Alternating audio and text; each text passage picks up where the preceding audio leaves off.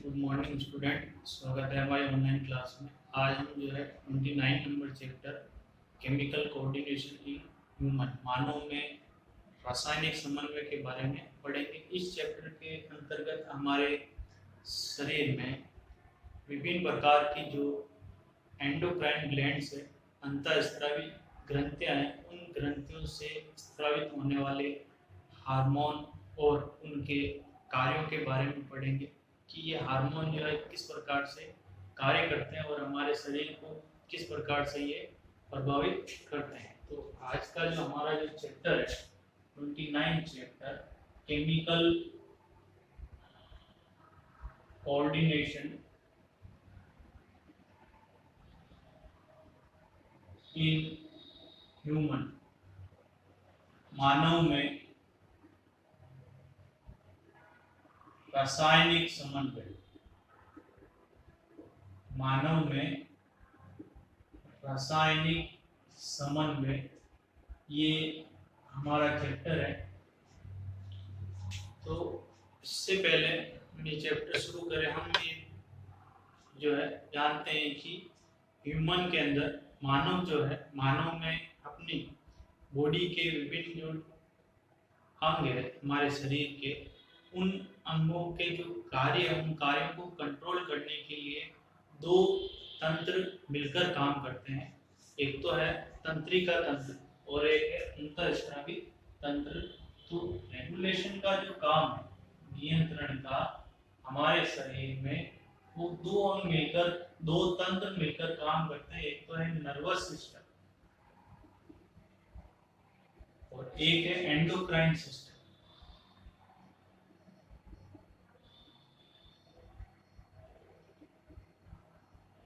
Nervous system और endocrine system, ये दोनों तंत्र मिलकर के हमारे शरीर में कंट्रोल और कोऑर्डिनेशन का काम करते हैं।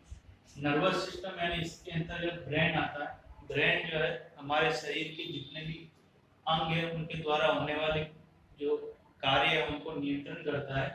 इसके साथ साथ में एंडोक्राइन सिस्टम, इनके द्वारा स्रावित होने वाले हार्मोन, ये भी इसके साथ साथ में हमारे शरीर के अंदर जितने भी अंग है उन अंगों द्वारा होने वाले कार्य जो है उनको नियंत्रण करने का कार्य हार्मोन भी करते हैं। तो ये दोनों सिस्टम मिलकर जो है हमारे शरीर में कंट्रोल और कोऑर्डिनेशन का काम करते हैं, नियंत्रण और समन्वय का कार्य करेंगे। इन दोनों तंत्रों को मिलाकर सम्मिलित रूप से न्यूरो एंडोक्राइनोलॉजी कहा जाता है। न्यूरो एंडोक्राइनोलॉजी, न्यूरो एंडोक्राइनोलॉजी, जिसमें दोनों तंत्र मिलकर के नर्वस सिस्टम और एंडोक्राइन सिस्टम मिलकर के, दोनों सिस्टम मिलकर के कंट्रोल और कोऑर्डिनेशन का काम करते हैं। तंत्रिका तंत्र और अंतःस्रावी तंत्र, ये दोनों तंत्र मिलकर के कंट्रोल और कोऑर्डिनेशन का काम करते हैं। कंट्रोल एंड कोऑर्डिनेशन, मानव शरीर में नियंत्रण और समन्वय का कार्य ये दोनों तंत्र मिलकर करते हैं। इन दोनों तंत्रों को सम्मिलित रूप से न्यूरो एंडोक्राइनोलॉजी कहा जाता है। अब हम इस चैप्टर में एंडोक्राइन सिस्टम, अंतःस्रावी तंत्र के बारे में पढ़ेंगे।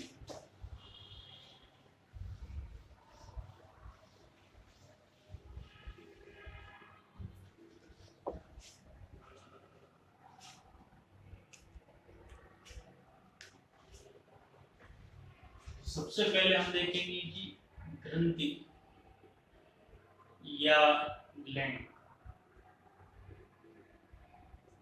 ग्रंथि या ग्लैंड किसे कहते हैं? तो ग्रंथि या ग्लैंड का मतलब यह है कि सेल्स और ग्रुप ऑफ सेल्स या जो टिश्यू है जो सिक्रेशन का काम करते हैं उसको ग्रंथि कहा जाता है। ठीक है, ग्रंथि किसे कहेंगे? ऐसी कोशिकाएं जो स्त्रावण या सिक्रेशन का काम करते हैं उन सेल्स को, उन कोशिकाओं को हम ग्रंथि कहते हैं। ये कोशिकाएं सम्मिलित रूप से हो सकती है, ऑर्गेनाइज्ड या जो है बिखरी हुई हो सकती है, नॉन ऑर्गेनाइज्ड। तो जो भी कोशिकाएं सिक्रेशन का काम करती है उनको ग्लैंड कहा जाता है, ग्रंथि कहा जाता है। ग्रंथियां 3 प्रकार की होती है। ठीक है, तो हम जो है यहाँ पर टाइप्स ऑफ ग्लैंड के बारे में पढ़ेंगे। टाइप्स ऑफ ग्लैंड, ग्रंथियों के प्रकार।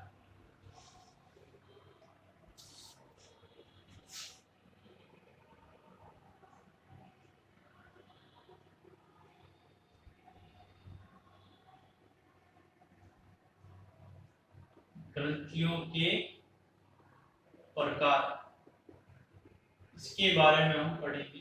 तो ग्रंथियां जो है 3 प्रकार की होती है। बहिःस्रावी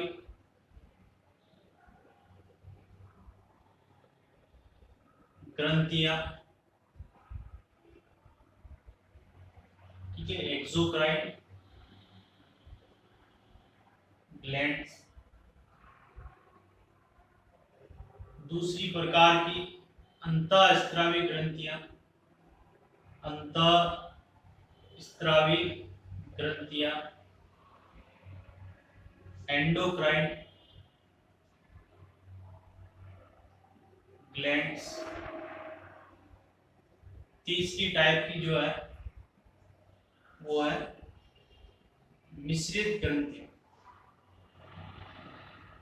मिश्रित ग्रंथियां यानी जो दोनों टाइप की, मिक्सोक्राइन या मिक्सोक्राइन या मिक्स्ड ग्लैंड भी कहा जाता है। मिश्रित ग्रंथि। बहिःस्रावी या एक्सोक्राइन ग्लैंड उन्हें कहा जाता है ऐसी ग्रंथियां जिनमें नलिकाएं पाई जाती है और उनसे बनने वाले जो उत्पाद है वो नलिकाओं के माध्यम से अंगों तक पहुंचाते हैं। ठीक है, तो जिनमें नलिकाएं होती है उनको बहिःस्रावी ग्रंथियां कहा जाएगा और वो अपने उत्पाद को नलिकाओं के माध्यम से शरीर के विभिन्न भागों तक पहुंचाते हैं। बहिःस्रावी ग्रंथियों के अंतर्गत जो है आहार नाल यानी जो एलिमेंट्री कैनाल है हमारे डाइजेस्टिव सिस्टम के अंदर, जो उससे रिलेटेड जो ग्लैंड्स है जैसे सलाइवरी ग्लैंड है, लीवर है, पैंक्रियाज है, ठीक है, लार ग्रंथि, यकृत, अग्नाशय, ये जो है बहिःस्रावी ग्रंथियां। तो बहिःस्रावी ग्रंथियां किन्हें कहा जाएगा? जिनमें नलिकाएं पाई जाती है, नलिकाओं के माध्यम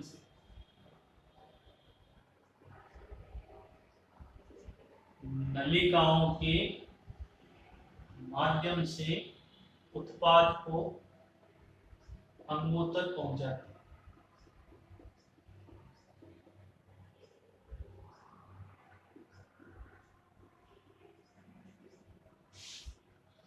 इनके द्वारा बनने वाले जो उत्पाद है, जो भी सब्सटेंस है, उनको सामान्यतः एंजाइम्स कहा जाता है। इनके द्वारा जो भी उत्पाद बनते हैं उन उत्पादों को एंजाइम्स कहा जाता है और ये इन एंजाइम्स को ट्यूब के थ्रू, नलिकाओं के थ्रू जो है अंगों तक, टारगेट जो अंग है वहां तक उनको पहुंचाए जाते हैं।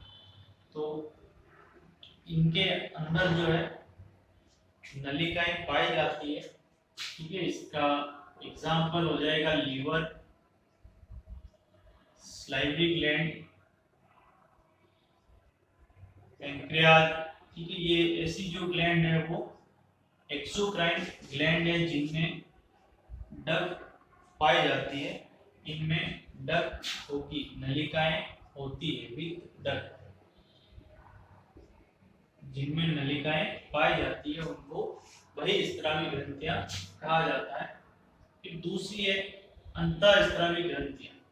अंतःस्रावी ग्रंथियां जिनमें नलिकाएं नहीं पाई जाती, ये डक्टलेस होती है, नलिका विहीन, डक्टलेस नलिका विहीन ग्रंथियां। तो जब इनमें नलिकाएं नहीं पाई जाएगी तो ये इनके अंदर बनने वाले जो उत्पाद है, सब्सटेंस है, उनको टारगेट अंगों तक किस तरह पहुंचाती है। तो ये अंतःस्रावी ग्रंथियां क्या करती है, इनके अंदर बनने वाले जो हार्मोन है उन हार्मोन को यह रक्त में डाल देती है, डायरेक्ट ब्लड में डाल देती है, और रक्त के माध्यम से वह हार्मोन शरीर के विभिन्न अंगों तक पहुंचाते हैं। ठीक है, तो ये जो ग्रंथियां हैं, यह इनसे बनने वाले जो उत्पाद है, अपने उत्पाद को सीधे रक्त में डाल देती, सीधे रक्त में डाल देती, क्योंकि ये नलिका विहीन होती है। और इनसे बनने वाले जो उत्पाद है उन उत्पाद को हार्मोन कहा जाता है। इनसे बनने वाले जो उत्पाद है उन उत्पाद को हार्मोन कहा जाता है, एंडोक्राइन सिस्टम। ठीक है, तो इसको इस तरीके से लिख सकते हैं, दे और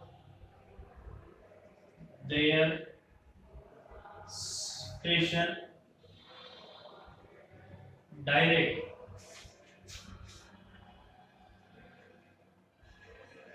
into blood।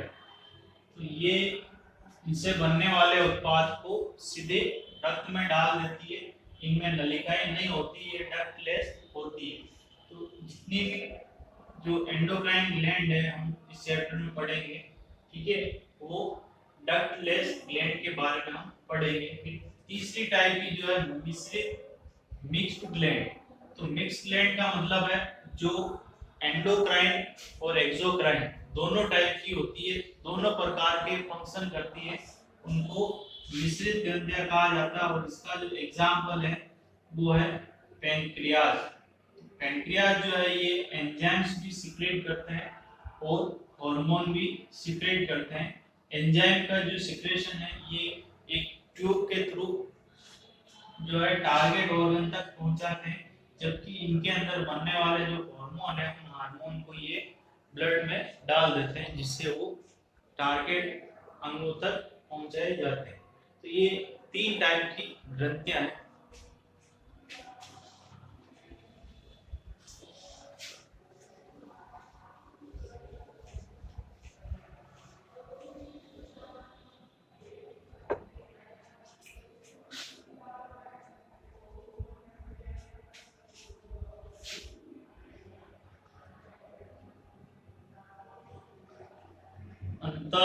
अंतःस्रावी विज्ञान।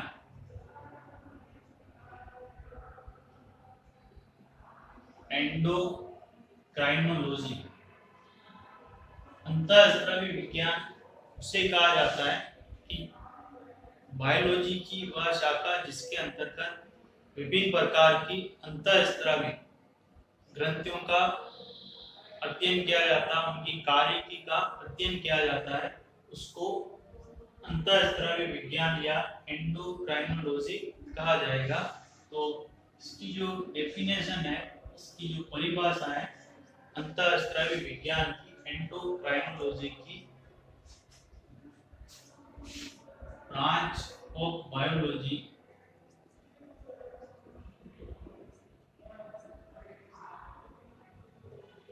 which deal with study of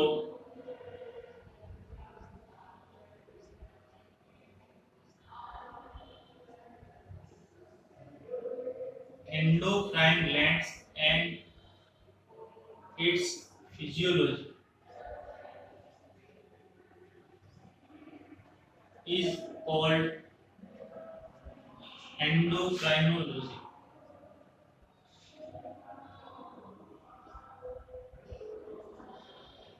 ठीक है, जीव विज्ञान की वह शाखा जिसके अंतर्गत अंतःस्रावी ग्रंथियों का अध्ययन किया जाता है और उसकी कार्यकी, फिजियोलॉजी का मतलब है कार्यकी का अध्ययन किया जाता है, उसको अंतःस्रावी विज्ञान कहा जाता है। थॉमस एडिसन को थॉमस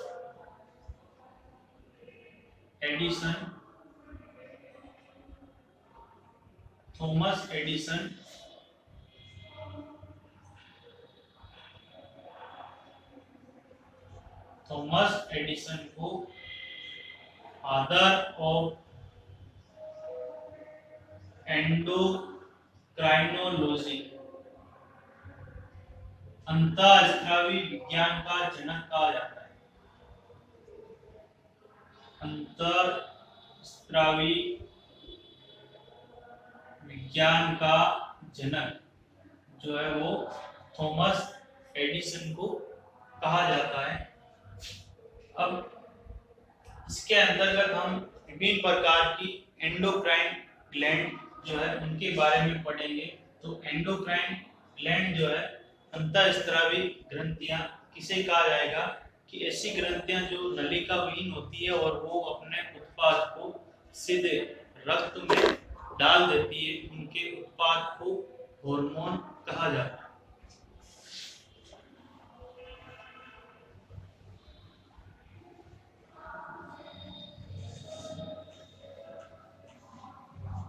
एंडोक्राइन ग्लैंड क्या होती है?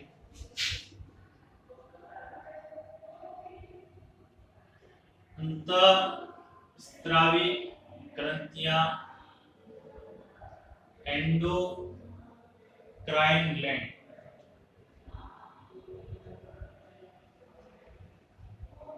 अंतःस्रावी ग्रंथियों, इनकी जो डेफिनेशन है, परिभाषा है कि डक्टलेस ग्लैंड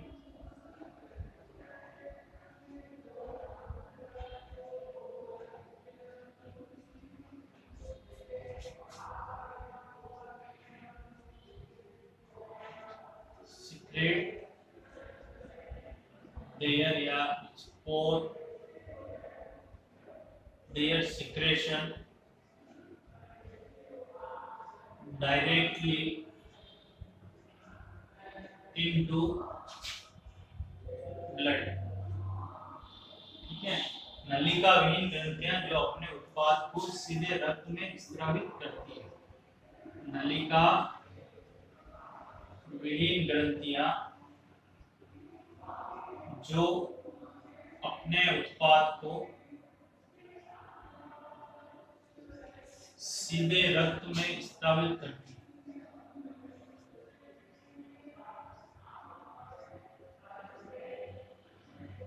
उनको अंतःस्रावी ग्रंथियां कहा जाता है। अंतःस्रावी ग्रंथियों से बनने वाले जो उत्पाद है, उनके प्रोडक्ट को स्रावित उत्पाद, इसको हार्मोन कहा जाता है। हार्मोन एक ग्रीक भाषा से लिया गया शब्द है, इसका मतलब है उत्तेजक। हार्मोन का मतलब होता है उत्तेजक, जो एक ग्रीक भाषा से शब्द लिया गया। Hormone derived from Greek language और इसकी जो मीनिंग है वो है टू एक्साइट, उत्तेजित करना। हार्मोन इसका मतलब है टू एक्साइट, उत्तेजित करना। अब इसके आगे जो है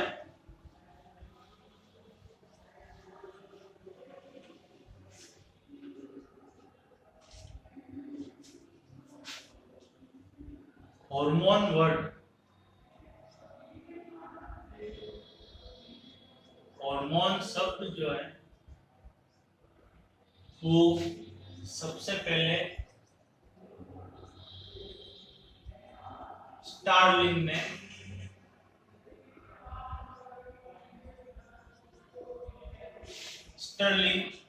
जो है इसने सबसे पहले हार्मोन शब्द का प्रयोग किया।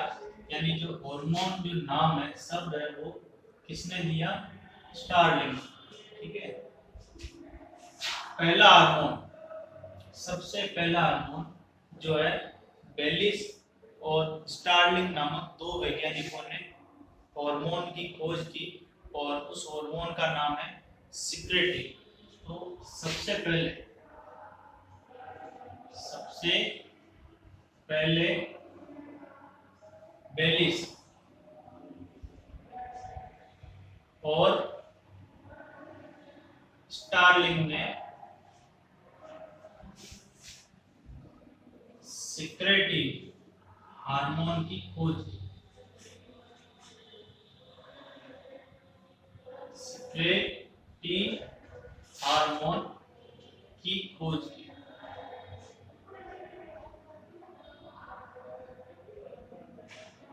ठीक है, तो फर्स्ट डिस्कवर्ड हार्मोन वो है सिक्रेटिन और इसकी खोज किसने की? बेलिस और स्टार्लिंग नामक दो वैज्ञानिकों ने इस पहले हार्मोन की खोज की। सिक्रेटिन हार्मोन जो है ये हमारी स्मॉल इंटेस्टाइन, जो छोटी आंत है, छोटे आंत का सबसे आगे का भाग जो है ग्राहिणी ड्यूोडेनम, उसके द्वारा ये हार्मोन बनाया जाता है सिक्रेटिन। इस हार्मोन की सबसे पहले खोज हुई थी। ठीक है, तो इसके पश्चात हमने शुरू में पढ़ा था कि नर्वस सिस्टम और एंडोक्राइन सिस्टम दोनों मिलकर के काम करते हैं।